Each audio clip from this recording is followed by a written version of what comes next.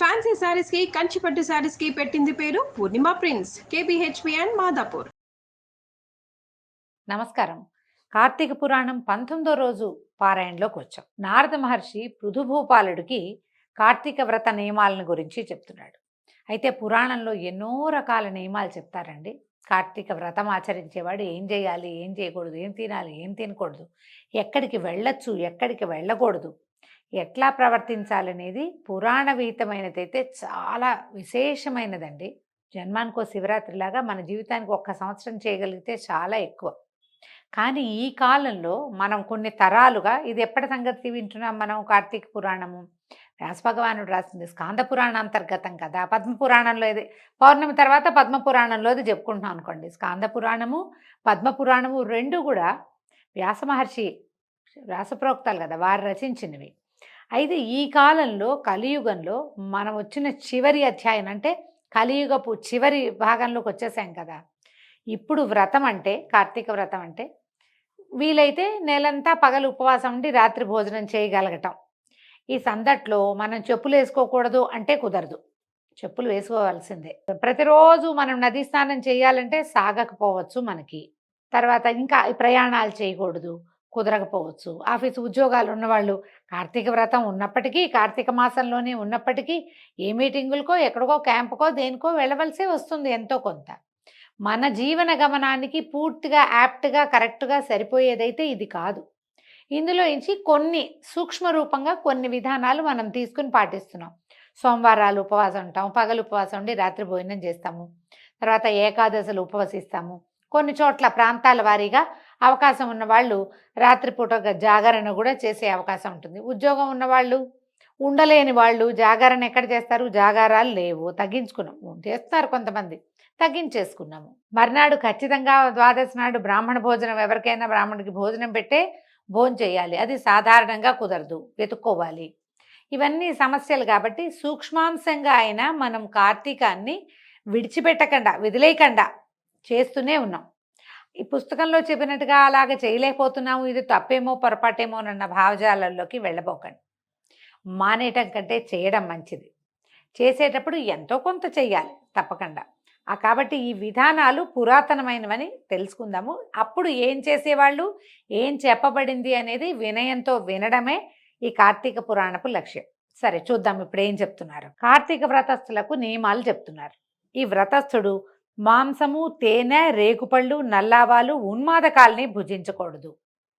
మనం ఇప్పుడు ఉపవాసం అనగానే నీళ్ళల్లో తేనె వేసుకుని తాగండి, కొంచెం షుగర్స్ అందుతాయి అని చెప్తున్నామండి. ఇందులో మాత్రం తినకూడదని చెప్తారు. ఈ ఉన్మాదకాలంటే కొంతమందికి చూడండి, మనం పాన్పరాగ్ లాంటివి నోట్లో వేసుకుంటే ఒక శాంతంగా ఉంటుంది, అలాంటివి వేసుకుని అవి ఇప్పుడు తీసుకోకూడదు. అంటే మనల్ని ప్యాసిఫై చేసేవేవి పుచ్చుకోకూడదు అన్నమాట. తర్వాత పరాన్న భుక్తి, వేరే వాళ్ళ ఇంట్లో భోజనం చేయకూడదు ఖచ్చితంగా. తర్వాత పరద్రోహము, పక్కవాడిని ఎవరికి ద్రోహం చేయకూడదు. దేశాటనని త్యజించాలి. దేశాటం అంటే క్యాజువల్ ట్రిప్స్కి వెళ్ళవద్దు, కానీ తీర్థయాత్రలు మాత్రం తప్పకుండా చేయొచ్చు. ఫలానా దేవాలయం కోసం ఫలానా ఊరు వెళ్ళటం, మీరు వెళ్ళిన ఊర్లో దేవాలయాలు చూడాలి కానీ ఇతరత్ర ఫ్యాన్సీ వ్యవహారాలు, మ్యూజియం ఉంది చూద్దాం, ఇంకేదైనా ఉంది వేరే మతాల తాలూకు గోపురాలు బాగుంటాయని చూడడం, అలాంటివి చేయకూడదండి. తర్వాత మన పార్కులు అవి చూడకూడదు. మీరు వేరే ఊరు వెళ్తే తప్పకుండా దేవాలయ దర్శనం మాత్రమే, తీర్థాటనగానే వెళ్ళాలట.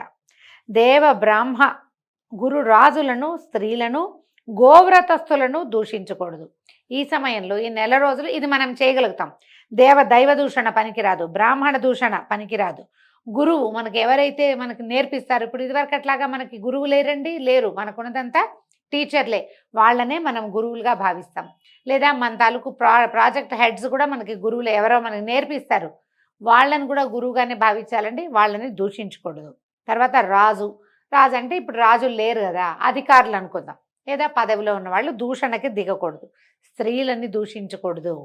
తర్వాత గోవ్రతస్థులు, ఇలాగే మనలాగా వ్రతంలో ఉన్నవాడిని అసలు దూషించకూడదు. మనలాంటి వ్రతంలో ఉన్నవాడిని దూషించామా భగవంతుడిని దూషించినట్టే, వెంటనే శాపాలు వచ్చేస్తాయట.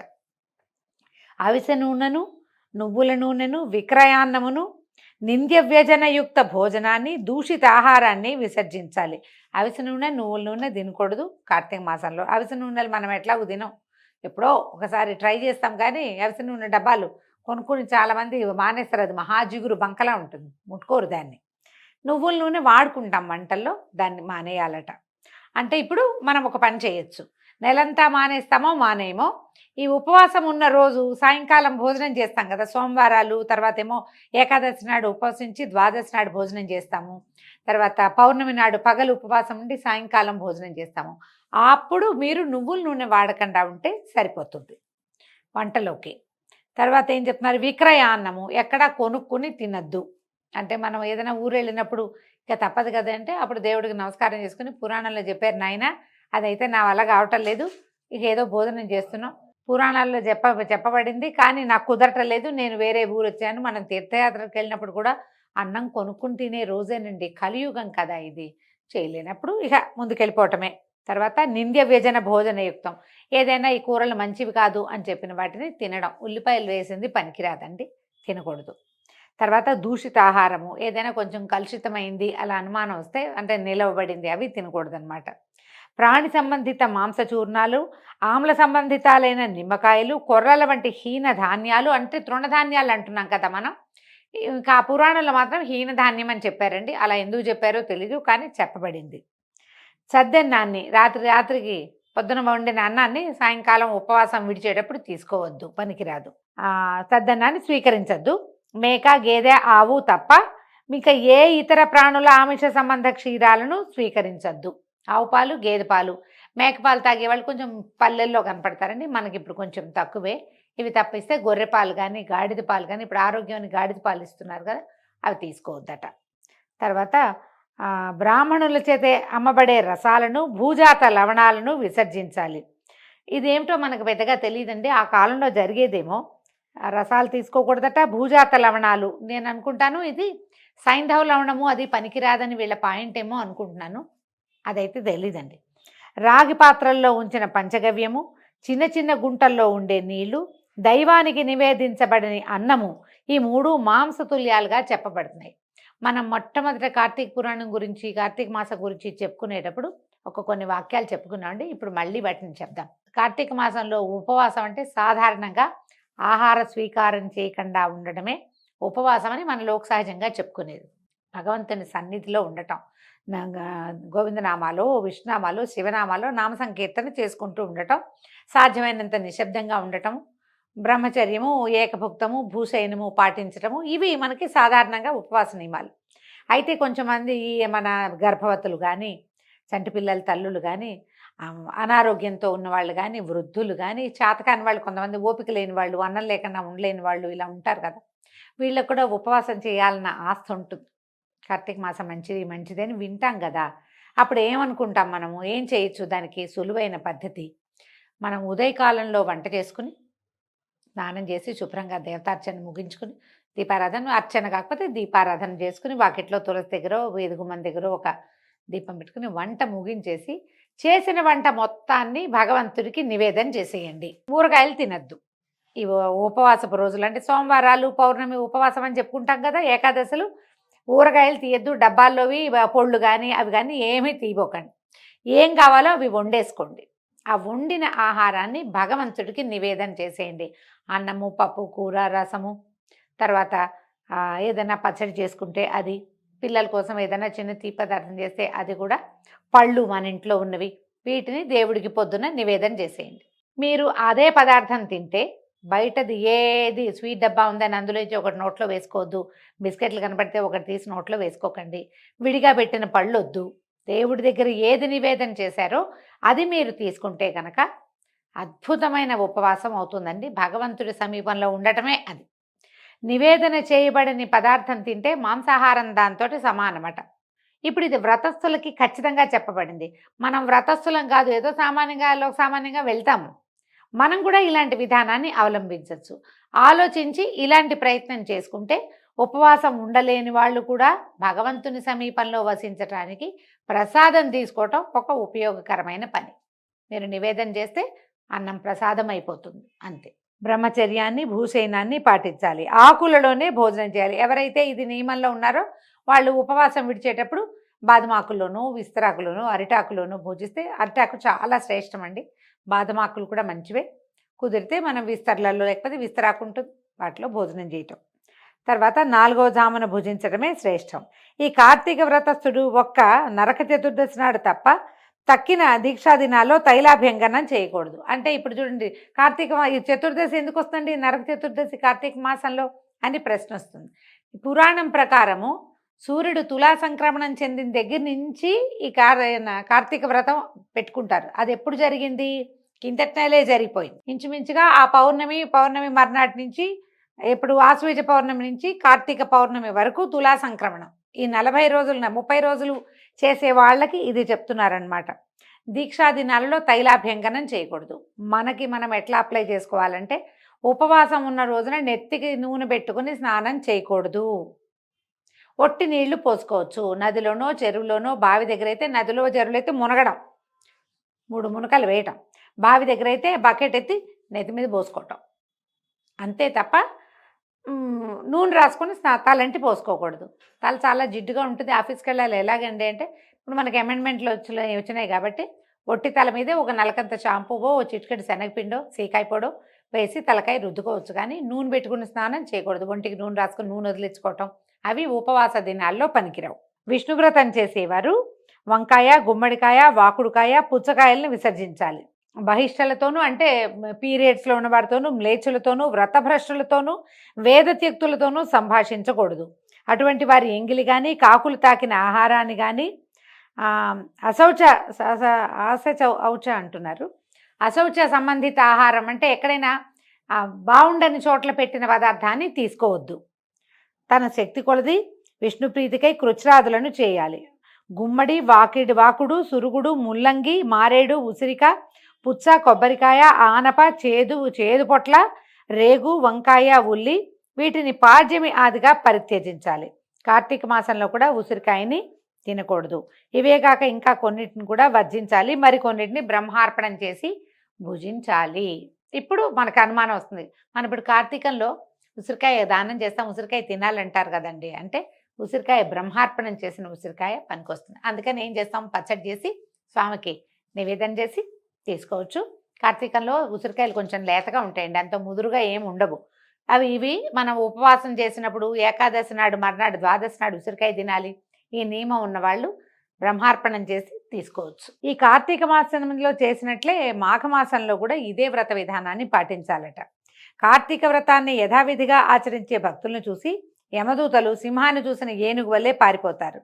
100 యజ్ఞాలు చేసిన వాడు కూడా స్వర్గాన్నే పొందుతాడు, కానీ కార్తీక వ్రతస్థుడు మాత్రం సాయుజ్యముక్తిని పొందుతాడు. అంటే విష్ణుని పూజించిన వాడు విష్ణు సాయుధ్యాన్ని, శివుని పూజించిన వాళ్ళు శివ సాయుధ్యాన్ని పొందుతారు. కాబట్టి యజ్ఞయాగాదుల కన్నా కార్తీక వ్రతం గొప్పదని తెలుసుకోవాలి. ఓ రాజా, భూలోకంలో ఉన్న పుణ్యక్షేత్రాలన్నీ కూడా కార్తీక వ్రతస్థుని శరీరం అందే ఉంటాయి. విష్ణువాజ్ఞావశవర్తులైన ఇంద్రాదులందరూ రాజుని సేవకులు కొలిచినట్లుగా ఈ వ్రతస్థుణ్ణి సేవిస్తారు. విష్ణు వ్రతాచరణ పరులు ఎక్కడ పూజింపబడుతూ ఉంటారో అక్కడి నుంచి గ్రహములు, భూత ప్రేత పిశాచాదులు పలాయన మంత్రాన్ని పఠిస్తాయి. యథావిధిగా కార్తీక వ్రతం చేసే వారి పుణ్యాన్ని చెప్పటం చతుర్ముఖుడైన బ్రహ్మ కూడా సాధ్యం కాదు. ఈ కార్తీక వ్రతాన్ని విడవకుండా ఆచరించేవాడు తీర్థయాత్రలు చేయవలసిన అవసరమే లేదు. ఎందుకంటే వీటి తీర్థయాత్ర చేసినట్లే అవుతుందట. అయితే ఇంకా చెప్తున్నాడు, ప్రజారంజనశీల పృథునుపాల. ఇంకా ఈ కార్తీక వ్రత ఉద్యాపన విధిని సంగ్రహంగా చెప్తున్నాను విను. మనం ఇప్పుడు వ్రతము ఉద్యాపన 2 చేయమండి, కార్తీక మాసాన్ని పాటించుకుంటూ వెళ్తాం అంతే. ఈ వ్రత ఉద్యాపన విధి ఏం చెప్తున్నారనమాట. విష్ణు ప్రీతి కోసము, వ్రత సాఫల్యం కోసము కార్తీక శుద్ధ చతుర్దశి నాడు వ్రతస్థుడు ఉద్యాపన చేయాలి. అంటే శుద్ధ చతుర్దశి నాడే చేసేయాలి. అంటే ఇది మనం ముందు చెప్పుకున్నాం కదా, తులా సంక్రమణం నుంచి వృశ్చిక సంక్రమణం దాకా మాత్రమేనమాట. తులసిని స్థాపించి దాని చుట్టూ తోరణాలు కలది, 4 ద్వారాలు కలది, పుష్ప వింజామర్ల చేత అలంకరింపబడింది అయినటువంటి శుభప్రదమైన మండపాన్ని ఏర్పరచాలి. 4 ద్వారాల వద్ద సుశీల, పుణ్యశీల, జయ విజయులనే 4 ద్వారపాలకులను మట్టితో ఏర్పరిచి వారిని ప్రత్యేకంగా పూజించాలి. విష్ణు ద్వారపాలకులు వీళ్ళు. తులసి మొదట్లో 4 రంగులు గల ముగ్గులతోటి సర్వతోభద్రమనే అలంకారాన్ని చేయాలి. దానిపై పంచరత్న సమన్వితము నారికేళ్ల సంయుక్తము అయినటువంటి కలశాన్ని స్థాపించి శంఖచక్ర గదా పద్మధారి పీతాంబరుడు లక్ష్మీ సమేతుడు అయిన నారాయణుణ్ణి పూజించాలి. ఇంద్రాది దేవతలను ఆయా మండలాల్లో అర్చించాలి. మనం చేస్తాం కదా మండపారాధనం, అలా చెప్తారనమాట. శ్రీకృష్ణుడు ఏకాదశి వెళ్తున్న ద్వాదశి నాడు నిద్రలేచి త్రయోదశి నాడు దేవతలకు దర్శనమిచ్చి చతుర్దశి నాడు పూజనీయుడై ఉంటాడు కనుక మానవుడు ఆ రోజున నిర్మల చిత్తుడై ఉపవాసం ఉండి విష్ణు పూజను విధి విధానంగా ఆచరించాలి. గురువుల ఆజ్ఞ ప్రకారము శ్రీహరిని సువర్ణ రూపమందు ఆవాహన చేసి షోడశోపచారాలతో పూజించి పంచభక్ష్య భోజ్యాలను నివేదించాలి. గీత వాద్యాది మంగళ ధ్వనులతో ఆ రాత్రి నుండి సేవించుచు మరునాడు ప్రాతకాలము కాలకృత్యాలు నెరవేర్చుకొని నిత్యక్రియలను ఆచరించాలి. పిదప నిష్కల్మషాంతరంగుడై హోమం చేసి బ్రాహ్మణ సమారాధన చేసి యథాశక్తి దక్షిణలు ఇవ్వాలి. ఈ విధంగా వైకుంఠ చతుర్దశి నాడు ఉపవసించిన వాడు విష్ణు పూజ చేసిన వాడు తప్పక వైకుంఠాన్నే పొందుతున్నాడు. ఓ బ్రాహ్మణులారా, మీరు సంతోషించుట చేత నేను విష్ణునుగ్రహమును పొందేదనుగాక. ఈ వ్రతాచరణ వల్ల గత 7 జన్మలలోని నా పాపములు నశించుగాక, నా కోరికలు తీరునుగాక, గోత్రవృద్ధి స్థిరమగుగాక అని బ్రాహ్మణులను నానావిధ క్షమాపణలు కోరుకోవాలి. నేను ఎప్పుడైనా అపచారాలు చేసుంటే నన్ను క్షమించండి. ఈ వ్రతం వల్ల నాకు ఇలాంటి సద్గతులు మా పితరులకి నాకు కూడా కలగాలని దీవించమని బ్రాహ్మణులకి అపరాధ క్షమాపణలు చెప్పుకోవాలన్నమాట. వారి చేత తథాస్తు అని దీవించబడి దేవత ఉద్వాసనలు చెప్పేసి బంగారపు కొమ్ములతో అలంకరింపబడిన గోవుని గురువుకి దానం ఇవ్వాలి. అటు తర్వాత సజ్జనులతో కూడిన వాడే భోజనాదులు పూర్తి చేసుకోవాలి. ఇది పూర్వకాలపు విధి అండి. ఆ కాలంలో కార్తీక వ్రతాన్ని ఈ రకంగా ఆచరించేవాళ్ళు. అంటే సూర్యుడు తులా సంక్రమణం చెందిన దగ్గర నుంచి వృశ్చిక సంక్రమణం దాకా, మరి రవి సంక్రాంతి గురించి చెప్పుకుంటాం కదా మనం. ఈ సంక్రాంతి మధ్యంలో ఈ వ్రత విధానాన్ని ఆ కాలంలో చేసేవారట. మనం మాస విధులు నిర్వహించుకుంటున్నాం ఇప్పుడు. సంక్రమణ విధి కాకుండా మాస విధిని నిర్వర్తిస్తున్నాము. ఏదైనా విధానం ఇంచుమించుగా కాస్త దగ్గరగా ఉన్నది. కార్తీకంలో ఇతరులతో పోట్లాడకూడదు, ఎవరైనా ఉపవాసం ఉంటే వాళ్ళని ఏమీ అనకూడదు. ఇవన్నీ ఈ నియమాలు మనం ఇప్పటికీ కూడా పాటిస్తామండి.